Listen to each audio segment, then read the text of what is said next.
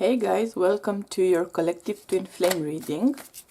So let's see what sort of energies the collective is dealing with and will be dealing with. Let's see what energies the collective is dealing with and will be dealing with. Okay.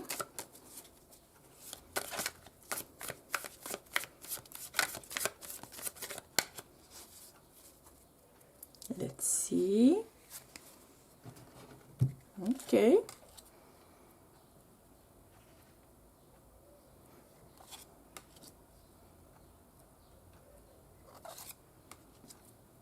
All right.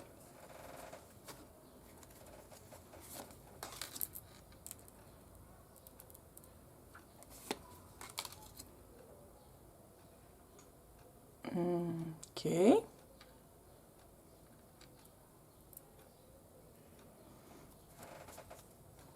And on the bottom of the deck we have the Knight of Wands. And overall a pretty fiery energy. Pretty fiery. Okay.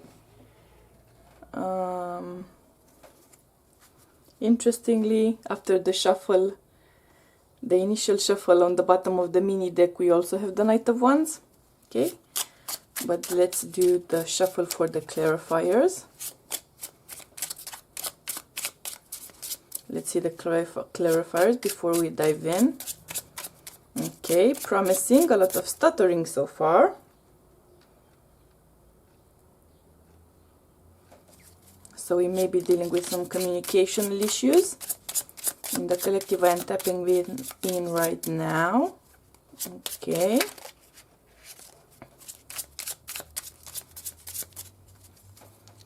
Let's see our clarifiers.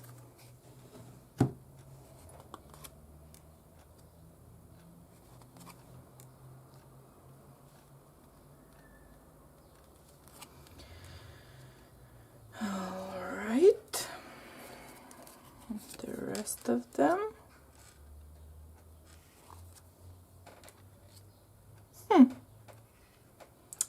I mean, we have the Four of Swords on the bottom of the deck. And of course, mirroring as well with the Seven of Swords, clarifying the Seven of Swords. Interesting. Okay. All right. So I am getting a lot of hot energy here. So we may have kind of a lot of fire signs, for instance, in this collective I'm tapping into right now. Extra fiery energy, I would say, on top of the usual flame, right? Vibe. Now, I am getting a clear sense of holding back, okay? I'm hearing the word reticent, okay.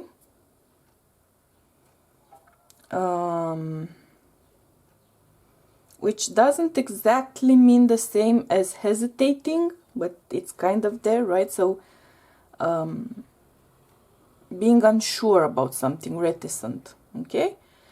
There is here the energy of being very hesitant to invest, being on the fence here about something, and it's a decisional process which has this person pretty conflicted. This is the energy of someone who keeps changing their mind, perhaps, and it's an interesting okay, I almost choked. All right, so it's an interesting energy here. Clearly someone is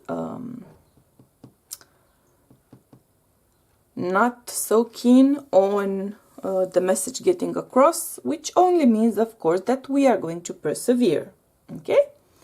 So, there is here someone who is very much on the fence. This feels to me like someone who is weighing the pros and the cons and like continuously almost on a hamster wheel of weighing pros and cons regarding taking their flame connection to a higher level of commitment, or actually diving into the flame journey. This is, I'm not necessarily sensing a runner energy so much as someone who is very much consumed with doubts, uncertainties. It's someone who is unsure. It's someone who isn't fully invested, but they are not invested either. And if you are in a relationship already with your twin, then this is the level of hesitating on just how much further in terms of official connections should you take this at this point in time or in the near future. So this can be the energy of someone who is in an unofficial relationship, right?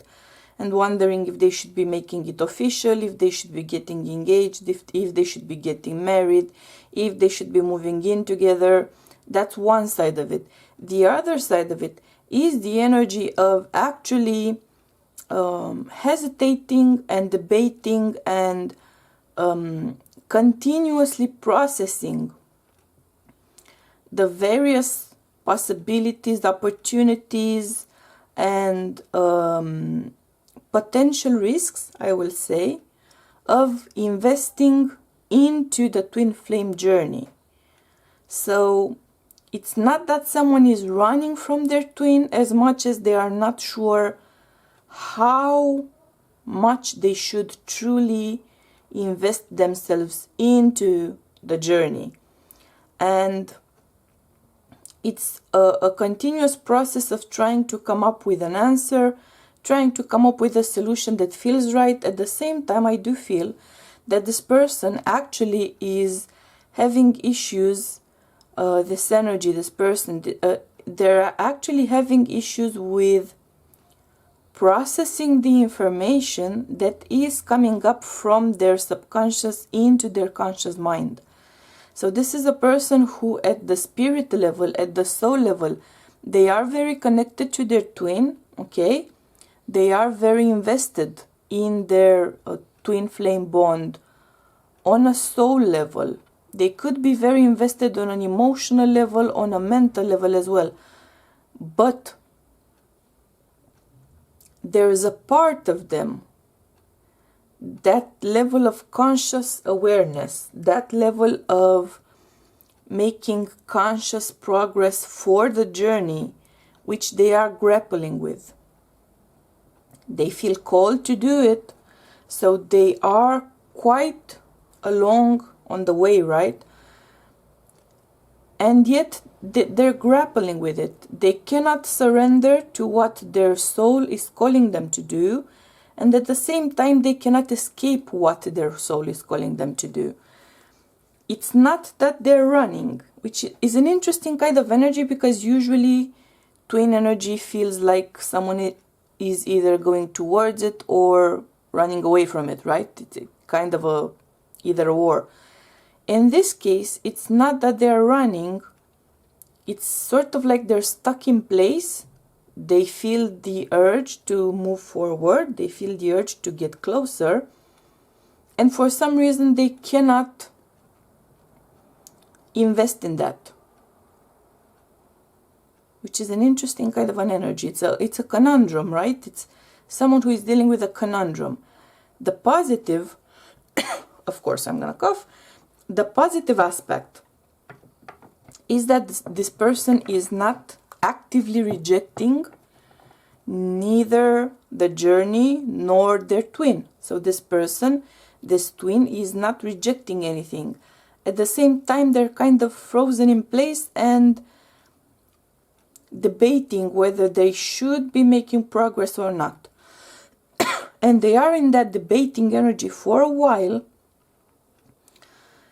In the end, they do come up with a solution to it. They do come up with an answer. They do come up with an understanding of what they should be doing.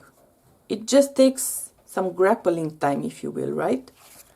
Let's hear advice in the situation. What's the advice for this collective?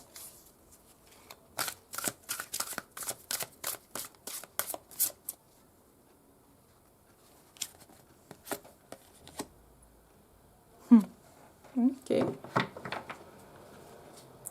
We have the crown chakra card on the bottom of the deck, card number 7. And we have the advice, of course, another wand card. Strengthening bonds, right? This would be the ace, the equivalent of the ace of wands, actually. The ace of fire, right? So your advice here for yourself and your divine counterpart, depending on who's dealing with this energy, is to focus on your connection and follow your light. You see how this lady here, right, this character, is following the light.